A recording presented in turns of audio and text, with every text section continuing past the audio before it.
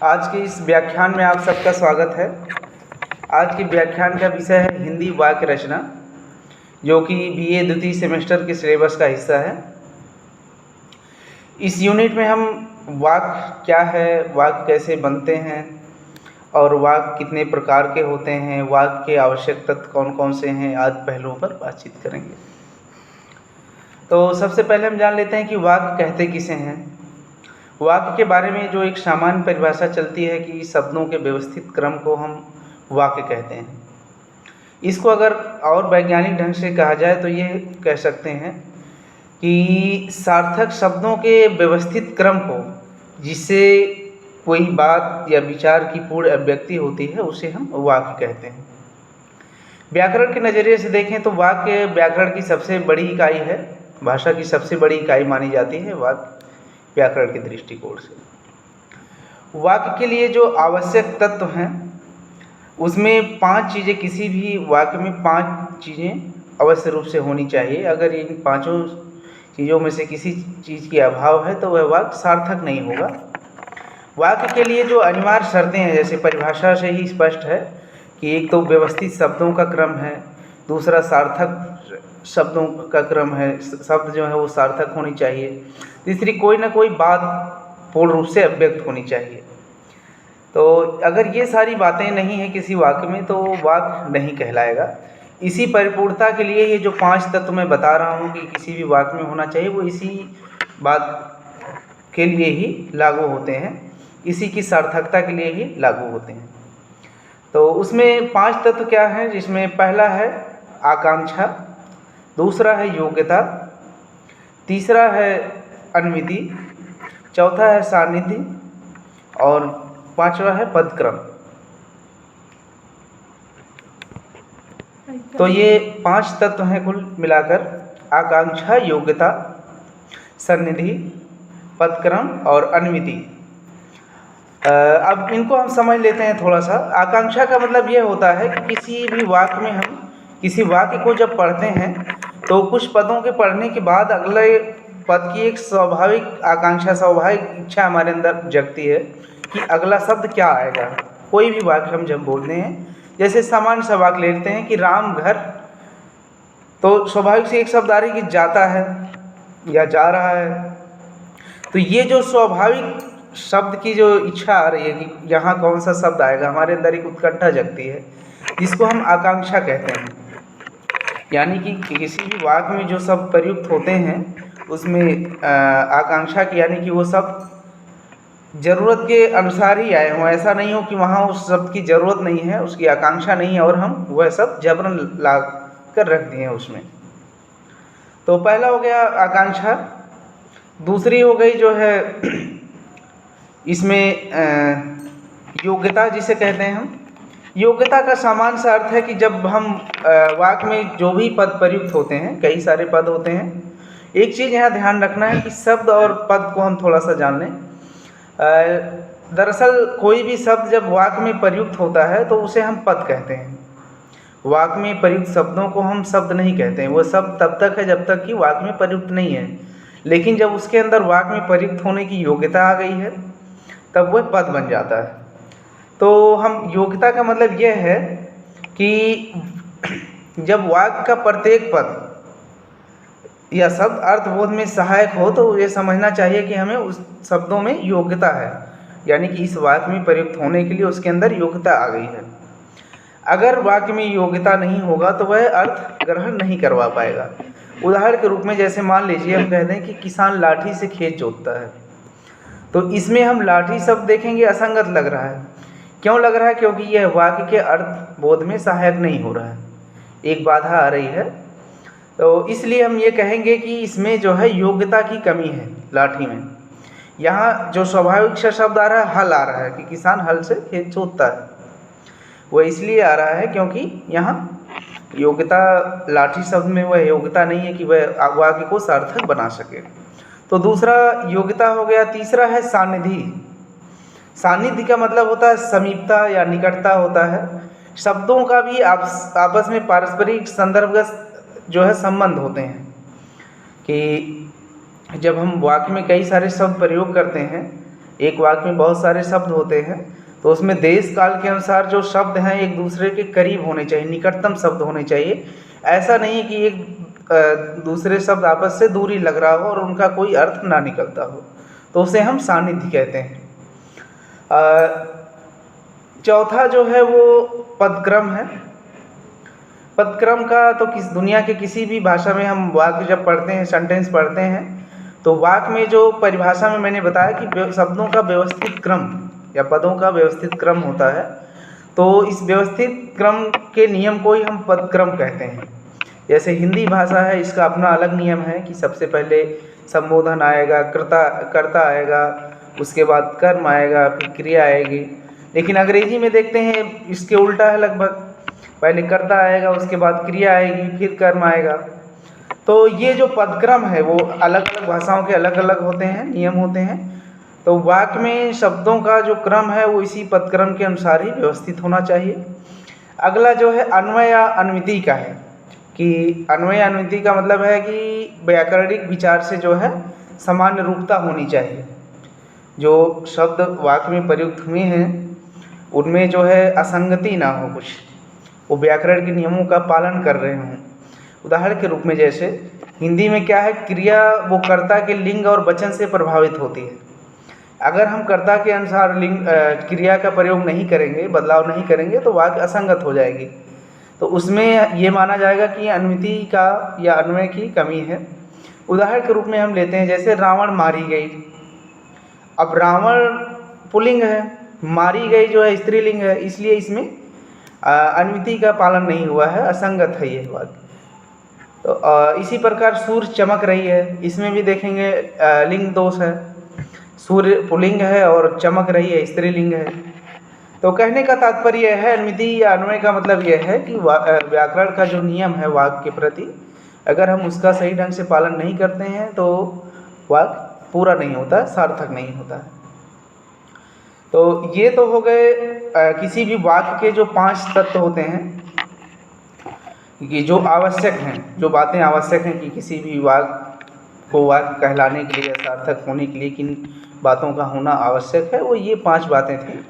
इसके अलावा जो परीक्षा के दृष्टिकोण से जो सवाल जहाँ से बन सकता है उसमें यह है कि वाक्य के अवयव कौन कौन से हैं। तो वाक्य के मूलतः 2 अवयव होते हैं। किसी भी प्रकार का वाक्य हो उसमें मूलतः 2 चीज़ें होती हैं, एक उद्देश्य और दूसरा विधेय। उद्देश्य को हम कर्ता कहते हैं और विधेय जो है वो क्रिया है या जो कुछ भी हो रहा है उसे हम विधेय कहते हैं। सामान्य शब्दों में अगर कहें तो उद्देश्य का मतलब यह है कि जिसके बारे में कहा जा रहा हो, वाक्य में जिसके बारे में कुछ कहा जा रहा है उसे हम उद्देश्य कहते हैं। और विधेय का मतलब यह है कि कर्ता के बारे में या उद्देश्य के बारे में जो कुछ भी विधान किया गया है उसे हम विधेय कहते हैं। यानी कि कोई भी वाक्य होगा उसमें कोई ना कोई क्रिया हो रही होगी, कुछ ना कुछ घट रहा होगा, कुछ ना कुछ हो रहा होगा, तो उसको करने वाला जो है वह उद्देश्य है और बाकी जितना कुछ बच रहा है, जो कुछ भी हो रहा है उसे हम विधेय कहेंगे। उद्देश्य में थोड़ा सा कई बार कन्फ्यूजन आ जाता है कि उद्देश्य तो ठीक है, कर्ता को हम कहते हैं जो करता है, जो घटना हो रही है वाक्य में, जो कुछ क्रिया हो रही है उसको करने वाला उद्देश्य हो गया। लेकिन कई बार हम उद्देश्य के विस्तारक या कर्ता का विस्तारक जो होता है या उसका विशेषण जो होता है उसको भी हम उद्देश्य मानते हैं। जैसे राम ने रावण को मारा। अब मारा कौन? राम ने मारा।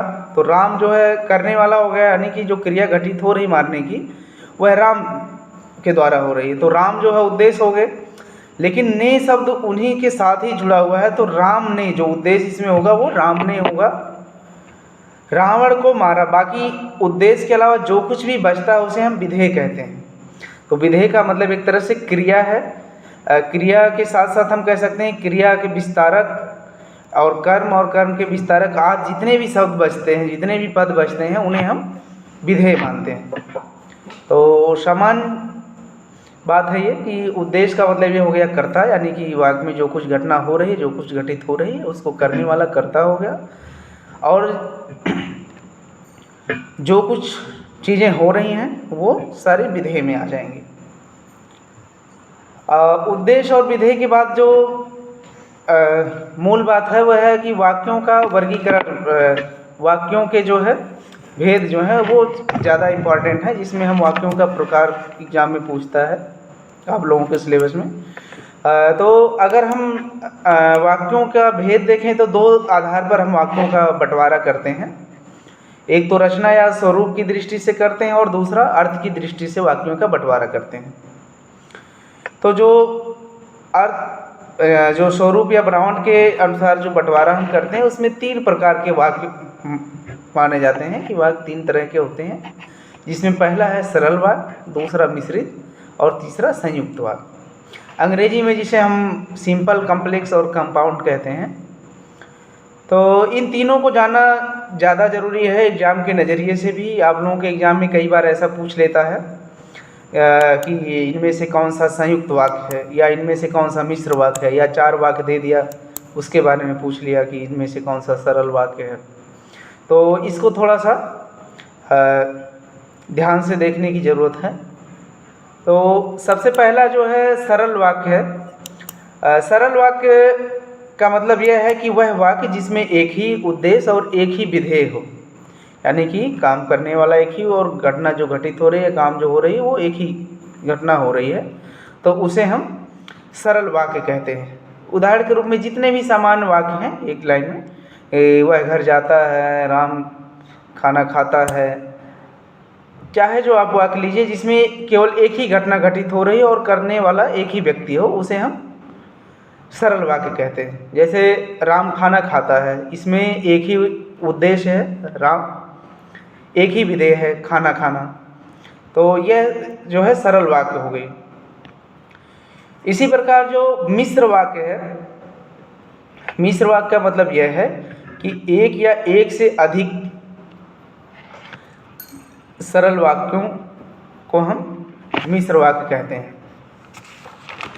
यानी कि जिस वाक्य में एक से अधिक सरल वाक्य हों या एक से अधिक संयुक्त वाक्य हों, उसे हम तो मिश्र वाक्य में एक से अधिक वाक्य होते हैं, जिसमें एक मुख्य वाक्य होगा और बाकी उसके सहायक वाक्य होंगे, या उपाश्रित जिसे कहते हैं या आश्रित कहते हैं। तो इसमें मुख्य वाक्य और उपवाक्य छांटने में कई बार दिक्कत होती है। जब प्रश्न पूछा जाता है तो उसमें कई बार ये कन्फ्यूजन हो जाता है कि कौन सा मुख्य वाक्य है और कौन सा आश्रित वाक्य है या उपवाक्य है। तो ये देखने के लिए सबसे ज़रूरी जो है कि अगर जो भी संयुक्त वाक्य होगा, जो मिश्रित वाक्य होगा, उसमें एक से अधिक वाक्य होंगे।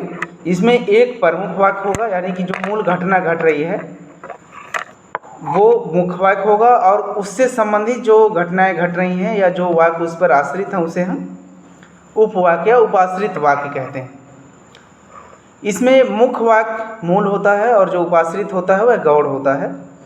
जो उपाश्रित वाक्य होते हैं उनका स्वतंत्र अस्तित्व नहीं होता, वह अपने आप में परिपूर्ण नहीं होते हैं, वह सार्थक तभी होते हैं जब वे मुख्य वाक्य के साथ जुड़ते हैं। तो ये ध्यान रखना आवश्यक है कि कोई भी वाक्य जैसे देता है अगर, तो उसमें अगर हमें ये ना पता हो कि इसमें से ये संयुक्त वाक्य है या मिश्र वाक्य है, सबसे ज़्यादा जो दिक्कत होती है छाँटने में वो संयुक्त वाक्य और मिश्र वाक्य में कन्फ्यूजन होती है। तो मिश्र वाक्य में ये होता है कि एक मूल वाक्य होगा, बाकी उसके अधीन वाक्य होंगे जो उसी के सहारे ही अपना अर्थ ग्रहण करते हैं। उस मुख्य वाक्य के अलावा उनका कोई सार्थक अस्तित्व नहीं होता है, वो अपने आप में सार्थक पूरी तरह से नहीं होते हैं। तो इनका जो पहचान है, जैसे जो है उपवाक्य होंगे, मिश्रित वाक्य में जो जुड़े होते हैं उपवाक्य या उपाश्रित वाक्य जुड़े होते हैं, वो यदि, ज्यों, ज्यों ही, जहाँ, ऐसे, तैसे, जैसे, यद्यप आदि इसमें शब्द लगे होते हैं। तो मिश्र वाक्यों को अगर आप नियम से नहीं जान पा रहे हैं तो सिंपल सी बात है कि आप देखिए उसमें कि ज्यों, यदि, ज्यों, जहाँ, जैसे, तैसे, यद्यपि आदि शब्द अगर उस बीच में हैं वाक्य के, तो ये समझिए कि वो मिश्र वाक्य हैं। जैसे जो मिश्र वाक्य का उदाहरण यह है कि इसमें अधिकतर जो दूसरी बात होगी वो पहली बात से ही जुड़ी होती है। जैसे यदि वह मेहनत करता तो सफल हो जाता। अब इसमें देखिए कि पहला जो वाक्य है, यदि वह मेहनत करता, तो सफल हो जाता। मूल बात क्या कही गई है कि मेहनत करना, वह मेहनत करता।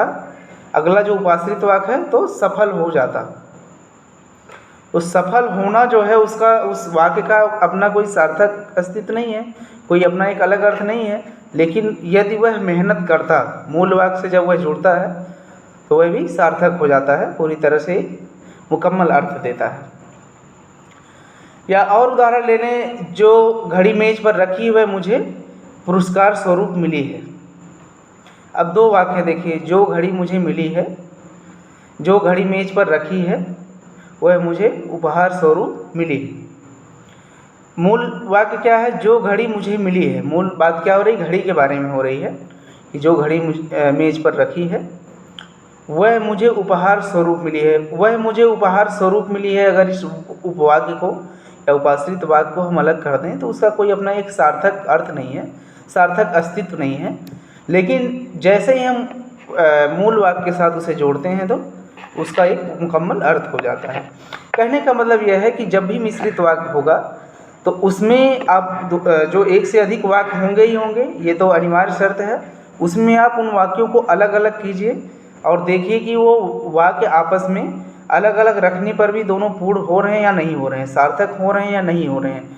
तो इसमें ये ध्यान आप देखेंगे कि एक वाक्य तो सार्थक है, उसका अलग अस्तित्व है, आप बिल्कुल अलग अर्थ निकाल सकते हैं। लेकिन दूसरा वाक्य होगा उसमें कम से कम एक वाक्य तो ऐसा होगा जरूर जिसका अपना कोई अलग सार्थक अर्थ नहीं होगा।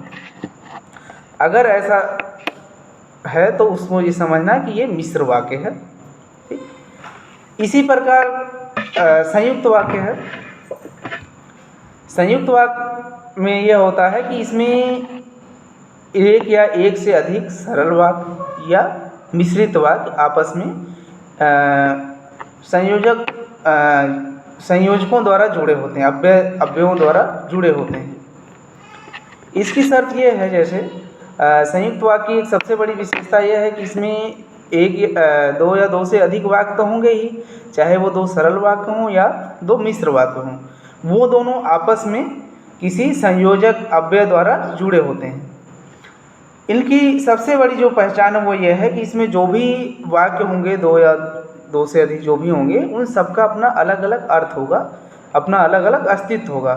यानी कि अगर हम संयुक्त वाक्य के जो संयुक्त वाक्य है उसके अलग अलग वाक्यों को हम उपवाक्यों को जिसे हम कहते हैं, इनको हम ये ध्यान रखना है कि इसमें समानाधिकरण भी कहते हैं।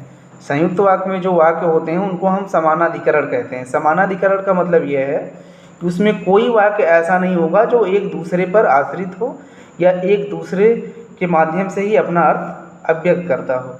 उन सभी वाक्यों का अपना एक निश्चित अर्थ होगा, अपना एक अलग स्वतंत्र अर्थ होगा। ऐसा नहीं कि उनको अलग कर देंगे तो उनका अर्थ नहीं निकलेगा। तो दोनों में अंतर कहने का मतलब यह है कि मिश्र वाक्य में यह था कि वाक्य एक से अधिक तो होंगे, लेकिन उसमें क्या होगा कि एक मुख्य वाक्य होगा, बाकी वाक्य उससे जुड़े होंगे, उस पर आश्रित होंगे। बाकी वाक्यों का अर्थ तभी निकलेगा जब वो मूल वाक्य से जुड़ेंगे। अगर मूल वाक्य से नहीं जुड़ेंगे तो उनका कोई सार्थक अर्थ नहीं निकल पाएगा। लेकिन संयुक्त वाक्य में यह होता है कि एक से अधिक वाक्य जो भी होंगे वो अपने आप में पूरी तरह से स्वतंत्र होंगे और वह जो है अव्ययों द्वारा जुड़े होते हैं, यानी कि उनकी एक स्वतंत्र सत्ता भी होती है। स्वतंत्र सत्ता होने की वजह से इन्हें हम समानाधिकरण कहते हैं, यानी कि इनकी सबके पास समान अधिकार होता है, सबका अपना समान जो है अस्तित्व होता है। ऐसा नहीं कि जो है एक दूसरे पर वो अवलंबित होंगे। इनकी पहचान के लिए जो सामान्य एक है कि लेकिन, किंतु, परंतु, फिर भी, और, इसलिए, ये सारे शब्द अगर जहाँ प्रयुक्त होते हैं किसी भी वाक्य में हम देखेंगे लेकिन, किंतु, परंतु, फिर भी, और, इसलिए इत्यादि जो शब्द हैं ये जो है अव्यय का काम करते हैं, दोनों वाक्यों को जोड़ने का काम करते हैं। तो ये एक से अधिक वाक्यों को जोड़ते हैं और जो है जोड़कर संयुक्त वाक्य बनाते हैं। तो जैसे इसमें उदाहरण अगर हम लेते हैं, मैं रोटी खाकर लेटा कि पेट में दर्द होने लगा और दर्द इतना बढ़ा कि तुरंत डॉक्टर को बुलाना पड़ा। अब देखिए इसमें से दो मिश्र वाक्य हैं जो आपस में और शब्द से जुड़े हुए हैं। और शब्द आते ही ये समझ जाना आपकी जो है ये संयुक्त वाक्य है, ये अव्ययों द्वारा जुड़ा है इसलिए ये संयुक्त वाक्य है। इसी प्रकार एक उदाहरण और ले लेते हैं। ठंडी हवा चल रही थी इसलिए मैं जल्दी ना उठ सका। ठंडी हवा चल रही थी इसलिए मैं जल्दी ना उठ सका। अब देखिए, मैं जल्दी ना उठ सका उसका भी स्वतंत्र अर्थ है, ठंडी हवा चल रही थी ये भी एक अपने आप में परिपूर्ण वाक्य है। इन दोनों को अलग अलग रखते हैं तभी पूरी तरह से ये अर्थ देते हैं। इसमें जो दोनों वाक्यों को जो जोड़ा गया वो इसलिए शब्द जुड़ा है, अव्यय जो है वो इसलिए है, इसलिए दोनों वाक्यों को जोड़ता है, इसलिए यह संयुक्त वाक्य है। इसी प्रकार एक और उदाहरण हम देख लेते हैं कि मैंने तुम्हारी काफ़ी प्रतीक्षा की पर तुम ना आए। इसमें देखिए पर शब्द जो है वो दोनों वाक्यों को जोड़ रहा है। तुम ना आए ये भी एक स्वतंत्र अर्थ रखता है अपने आप में, तुम ना आए यानी कि तुम नहीं आए। मैंने तुम्हारी काफ़ी प्रतीक्षा की ये भी अपने आप में एक स्वतंत्र वाक्य है, इसका भी अपना एक सार्थक अस्तित्व है। इन दोनों को अगर अलग अलग हम रख दें तब भी इन दोनों का अपना अलग अर्थ होगा, अपने आप में परिपूर्ण होंगे, लेकिन पर से जोड़ दिए तो और थोड़ा सा अर्थ विस्तार हो गया इनका और थोड़ा सा व्यापक कर देते थे। कहने का मतलब यह है कि हम कई बार अपने वाक्यों को और व्यापकता देने के लिए कई बार हम बड़े बड़े जो है वाक्यों का प्रयोग करते हैं।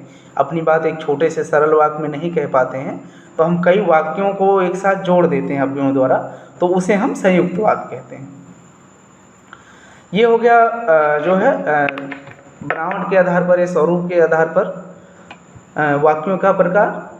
इसी प्रकार अर्थ के आधार पर भी 8 तरह से जो है वाक्यों का बंटवारा किया गया है, जिसमें पहला है कि विधिवाचक।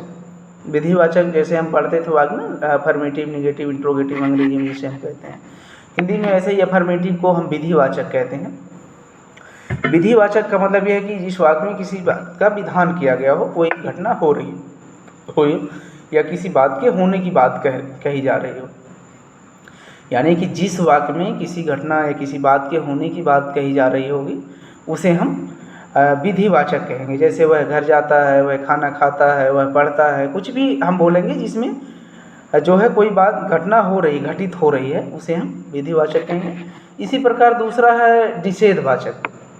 निषेधवाचक का मतलब यह है कि जिसमें किसी बात के ना होने की बात कही जा रही है, कोई घटना ना घटने की बात कही जा रही हो, उसे हम निषेधवाचक कहते हैं।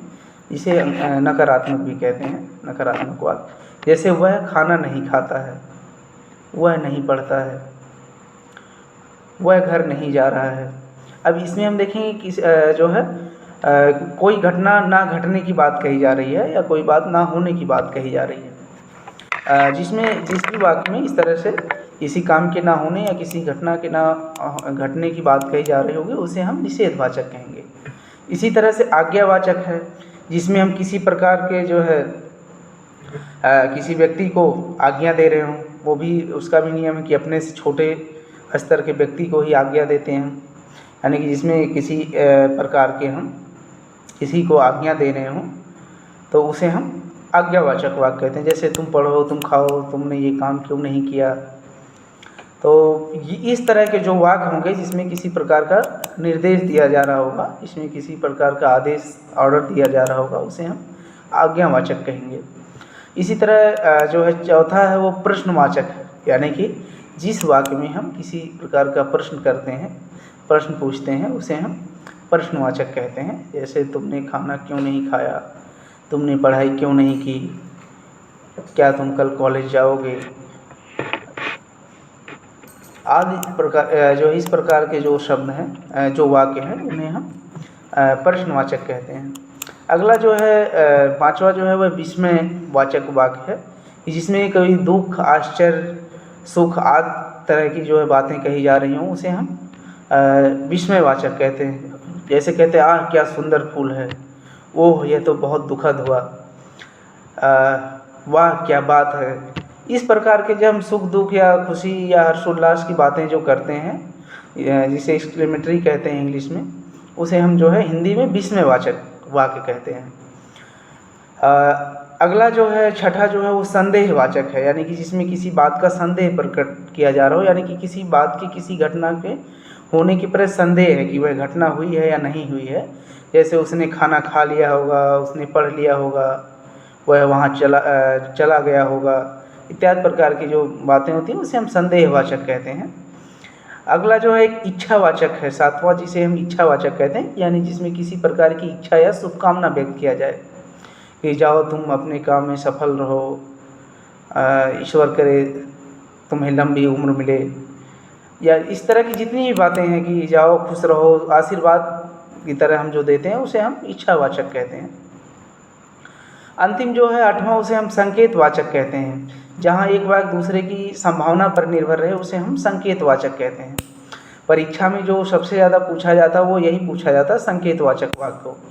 अधिकतर लोग गलती कर देते हैं संकेतवाचक वाक्यों को पहचानने में। तो इसका समान सा नियम है कि जहाँ एक वाक्य दूसरे की संभावना पर निर्भर रहे उसे हम संकेतवाचक कहते हैं। जैसे पानी ना बरसता तो धान सूख जाता। अब देखिए, धान सूखने के बाद जो है पानी पर निर्भर कर रहा है, पानी ना बरसता तो धान सूख जाता। यदि तुम खाओ तो मैं भी खाऊं, अब मेरा खाना निर्भर कर रहा है कि तुम खाओगे तभी। तो इस प्रकार के जो वाक्य होते हैं, यानी कि जिसमें एक वाक्य दूसरे वाक्य की संभावना पर निर्भर करे, उसे हम संकेतवाचक वाक्य कहते हैं। तो ये कुल मिलाकर वाक्य के विभिन्न पक्षों पर मैंने बात रखी। इसमें जो एग्जाम के नज़रिए से जो ध्यान रखना है वो सबसे ज़रूरी यह है एक कि वाक्य का अवयव जो है कि जैसे उद्देश्य और विधेय छाँटने के नियम जो हैं कि उद्देश्य और विधेय का कैसे पता लगाया जाए कि कौन सा किसी वाक्य में उद्देश्य और विधेय है। दूसरा कि सरल वाक्य, मिश्र वाक्य और संयुक्त वाक्य में अंतर, इन तीनों को हमें पहचानने की क्षमता होनी चाहिए कि कौन सा मिश्र वाक्य है, कौन सा संयुक्त वाक्य है। और एक जो सबसे ज़रूरी है वो अर्थ के आधार पर जो दे देता है कि कोई वाक्य दे दिया और उसमें से पूछ लिया कि ये किस प्रकार का वाक्य है, जिसमें 4 विकल्प दे देगा, इच्छावाचक, विस्मयवाचक, संकेतवाचक, उनमें से हमें पहचान करना होगा। तो अगर आप इन सब नियमों को भली भांति जानेंगे तो कोई दिक्कत नहीं आएगी, आप उनको आसानी से कर सकेंगे। आज के व्याख्यान में इतना ही, बस। धन्यवाद।